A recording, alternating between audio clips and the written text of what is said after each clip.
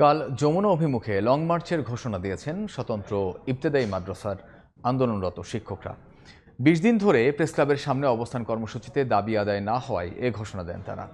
শনিবার অবস্থান কর্মসূচিতে শিক্ষক নেতারা বলেন, ইবতেদায়ী ও প্রাথমিক শিক্ষার কারিকুলাম এক হলেও শুধু একটি অংশকে সরকারিকরণ করে তাদের সঙ্গে বৈষম্য করা হয়েছে। একটি বিশেষ মহলের চাপে সরকারের ঘোষণার পরেও ইবতেদায়ী মাদ্রাসার জাতীয়করণ সম্ভব হচ্ছে না বলেও দাবি করেন তারা। দাবি মেনে নিয়ে শিক্ষা প্রতিষ্ঠানে ফেরত যাওয়ার সুযোগ দিতে সরকারের প্রতি আহ্বান জানান শিক্ষকরা। এর আগে শুক্রবার দাবি আদায়ে ২৪ ঘন্টার আলটিমেটাম দেন আন্দোলনরত মাদ্রাসা শিক্ষকরা।